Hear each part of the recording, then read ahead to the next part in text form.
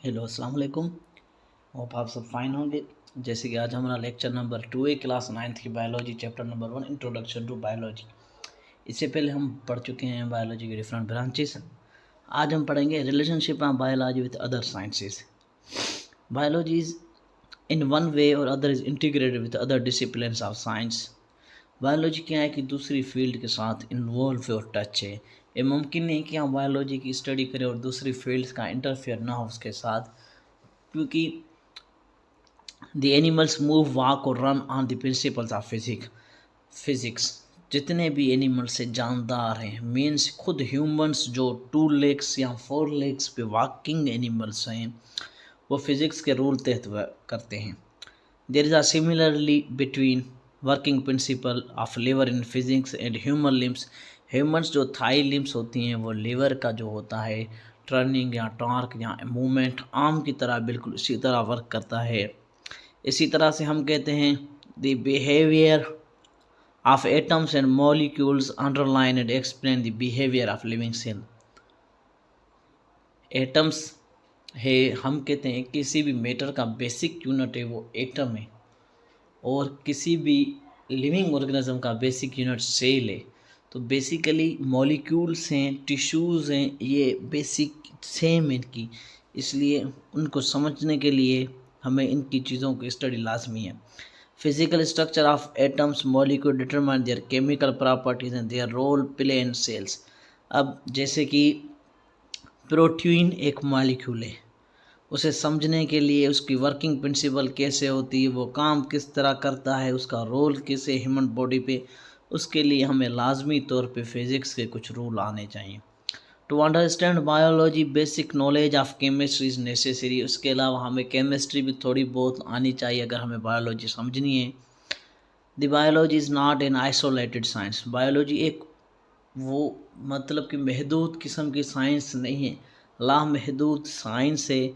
हर चीज़ में उसकी इन्वॉल्वमेंट होती है। It is associated with branches of science, बहुत ज़्यादा असल ब्रांचेस के साथ इवॉल्व है। सबसे पहले biophysics. Biological organisms work on the principles of physics termed at biophysics कहते हैं हम उसे। मूवमेंट ऑफ मसल, जैसे एग्जांपल हमारे मसल्स का मूवमेंट है, बोन्स का।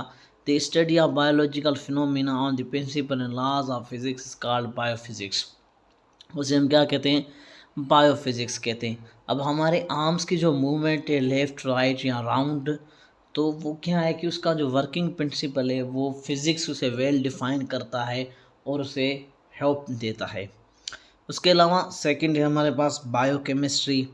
The study of chemical constituents found in an organism and chemical reaction taking place in living organism is termed as biochemistry.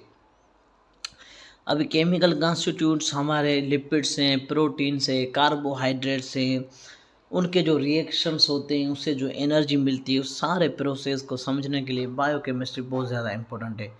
Living organisms consist होते हैं इन चीज़ों के, जो लिविंग ऑर्गेनिजम्स कंस्टिट्यूट करते हैं। उसके अलावा इसकी कुछ और भी ब्रांचेस हैं, जैसे बायोजियोग्राफी। जियोग्राफी कहते हैं बेसिकली उस नक्शे को, जियो मीन्स अर्थ, अर्थ की सारी ग्राफिकल पोजीशन को, लेकिन अगर उस अर्थ की ग्राफिकल पोजीशन पे लाइफ है तो उसे हम बायोजियोग्राफी कहते हैं। बायोजियोग्राफी हमें बताती है, नंबर देती है स्पेशीज से रिलेटेड, आया कि इस जगह पे स्पेशीज इस एनिमल की ज़्यादा है, कम है, वो हमें सारी बायोजियोग्राफी बताती है कि कैसे उसको किया जा सके। उसके अलावा बायोकेमिस्ट्री और केमिस्ट्री का रोल तो आपने पढ़ा, फिज़िक्स और बायोफिज़िक्स का भी हमने समझा कि ये किस तरह वर्किंग प्रिंसिपल्स करती हैं। तो उसके हम अलावा हमारा है कि Quranic instructions to reveal the study of life. अब होली कुरान मजीद हमें क्या कहता है लाइफ के बारे में? What science is finding today Holi Quran already hinted several years ago. जो साइंस आज तहकीक कर रही है या जिसे तहकीक करने के लिए खोज रही है, उसकी कहीं ना कहीं कुछ बातें जो हैं वो हज़ारों साल पहले कुरान पाक के अंदर मौजूद है। यहाँ पे हम उसकी कुछ आयत हैं, जैसे वजल्ना मिन इल्मा कुल्ले शैइन हा, we made every living thing from water, हमने हर चीज़ को पानी से बनाया। अब इसका मतलब क्या है कि साइंस की ज़बान में हम कहते हैं कि हमारा जो लिविंग ऑर्गेनिजम्स का जो जिस्म में या जो सेल आप कहते हैं वो बेसिकली 80 टू 75 और इन टर्म्स 95 तक वाटर का भरा हुआ है। So all living things came out from water, they must have common origin, उन सब की एक कॉमन ओरिजिन होती है। उसके बाद यहाँ पे दूसरी कुरान की आयतें जो इंसान की क्रिएशन के बारे में, उसकी तख्लीक के बारे में, खलकुल इंसान मिन सलासिल कल फ़कार, he made man from clay like a potter, उसने इंसानों को बनाया मिट्टी से इस तरह जैसे मिट्टी तराश वाला बनाता है। Creation of man consist of two step, the first step is creation from water, the second step mixed clay and created man. It said all animals share characteristic with life with other common.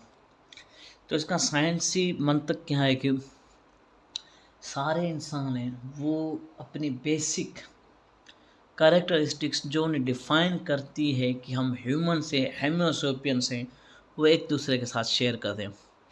इस तरह से reproduction के लिए सुम खलकना तो अलका फ़कलना अलका तो मज़ा तो फ़कलना अलमज़ तो इज़मन फ़का सुना इज़मुल हमा, यानी then फैशनोइड was drop of cloud, the fashionoid we cloud little lamp and bones, then clotted the bones with flesh. सो ये सारा इसमें रिप्रोडक्शन का कि किससे हम एक ज़र्रात जायगोट को बनाकर उसका सारा बयान करते हैं।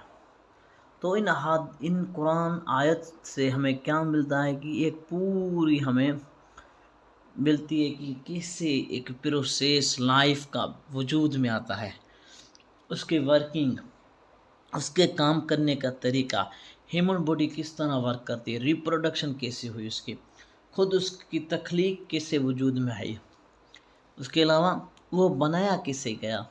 कुरान मजीद जो होली कुरान अल्लाह पाक का किताब है उसमें बहुत ज़्यादा इस चीज़ में ज़ोर दिया गया है कि हमें हमारी तारीख बीइंग ह्यूमन्स हमें बताया गया कि हम किससे पैदा हुए हैं। साइंस के साथ उसे हेल्प आउट करके हमने ये चीज़ें सर्च आउट किए हैं जो पहले से हमें कुछ हद तक मालूम थी।